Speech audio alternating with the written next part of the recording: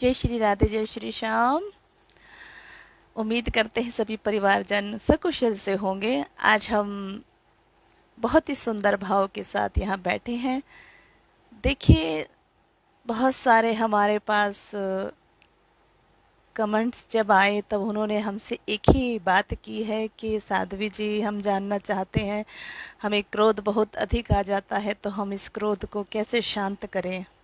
देखिए, क्रोध कहते हैं आना अच्छा नहीं होता, क्योंकि जब भी क्रोधी आदमी कोई भी कार्य करता है तो वह उत्तम कार्य नहीं करता है। क्रोध में किया हुआ कार्य सदैव ही गलत ही होता है, क्योंकि हमारा निर्णय जब क्रोध में लिया जाता है तो वह निर्णय कभी भी अच्छा नहीं होता, ठीक नहीं होता है। हम जब भी करते हैं गलत ही करते हैं, क्योंकि क्रोध में कोई भी कार्य सफल नहीं होता है। प्रथम कहते हैं क्रोध आना जरूरी भी होता है। जरूरी किस लिए होता है? हम ये नहीं कहते हैं कि क्रोध करो छोटी छोटी बातों पर, नहीं। अपने घर में अच्छे से रहिए, अपने परिवार में अच्छे से रहिए, बाहर अच्छे से रहिए। क्यों क्रोध कर रहे हैं? किस लिए क्रोध कर रहे हैं?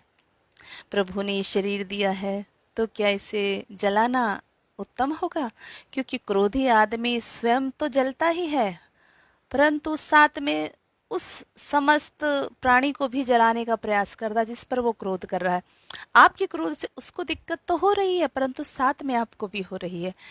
अब ये भी नहीं कह सकते आप क्रोध को पी जाइए, क्योंकि जब आप क्रोध को शांत करने चलते हैं और क्रोध को भीतर ही बसा लेते हैं तो वो क्रोध जब बाहर निकलता है एकदम से तो वह उत्तम नहीं होता, कोई अच्छे कार्य नहीं हो पाता है, वह भी ठीक नहीं है। तो हम यही कहेंगे क्रोध करना किस लिए आपको जरूरी है? जब क्रोध आए शांति से प्रभु का नाम लीजिए, आंखें बंद कीजिए, हरे रामा राम रामा हरे हरे, हरे कृष्णा कृष्ण कृष्णा हरे हरे। यह महामंत्र का इसका जाप कीजिए। जब आप ऐसा करेंगे तो आपका क्रोध निश्चित ही शांत हो जाएगा। ऐसा हमारा मन भाव है। बाकी आपकी मन इच्छा है कि आप अपने क्रोध को कैसे शांत करते हैं।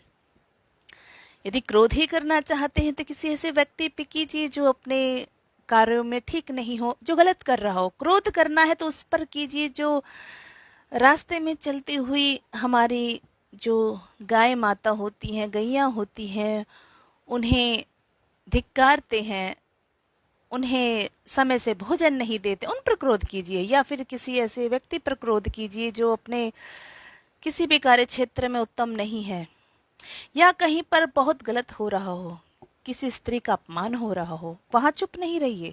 हम ये नहीं कहेंगे क्रोध करना अच्छी बात भी होती है, परंतु क्रोध वहां कीजिए जहां बहुत जरूरी होता है। और वो जरूरी चीज क्या है? जब किसी स्त्री का अपमान हो रहा हो।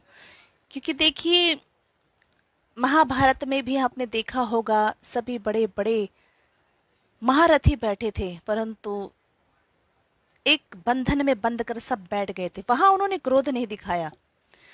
जबकि वहां सभा में जब द्रौपदी का चीरहरण हो रहा था, यदि वहां क्रोध करके पितामह भीष्म खड़े हो जाते और उस क्रोध का प्रदर्शन करते तो शायद महाभारत ही ना होती। अब यहाँ हम किसी के इतने विषय में गहराई से नहीं जाएंगे, परंतु यही कहेंगे क्रोध केवल वही कीजिए जहाँ किसी जीव पर बहुत जुल्म हो रहा हो, या किसी स्त्री पर जुल्म हो रहा हो, या किसी बेसहारा को सताया जा रहा हो। आप इन स्थानों पर कभी चुप नहीं रहिए, बोलिए।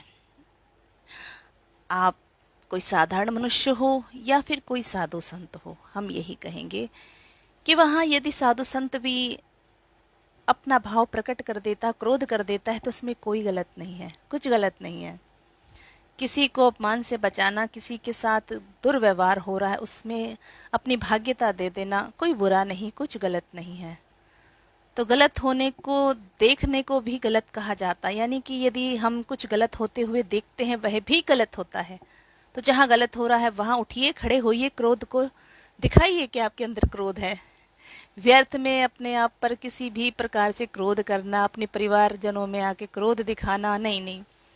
यदि आप किसी ऑफिस में किसी भी कार्य क्षेत्र में हैं तो अपने कार्य क्षेत्र के कार्य वहीं पर छोड़ आइए, परंतु जब आप शाम को घर आते हैं तो अपने परिवार के साथ प्रेम भाव से बात कीजिए, क्योंकि जब आप शांत भाव से अपने घर में आएंगे तो आपके घर में शांति अपने आप बनी रहेगी। शांति आपके हाथ में है, क्रोध भी आपके हाथ में है। आप जब चाहे इस क्रोध को कर सकते हैं, जब चाहे शांत कर सकते हैं। यही कहते हुए जय श्री राधे, जय श्री श्याम। यदि आपको हमारी ये जो हमने मन भाव बताया है पसंद आया हो तो आप हमें कमेंट में अवश्य लिख के बताइएगा कि आपको कुछ हमारा कहा हुआ समझ आया या नहीं आया है। जय श्री राधे, जय श्री श्याम। प्रभु की असीम कृपा आप पर बनी रहे, सदा खुश रहिए।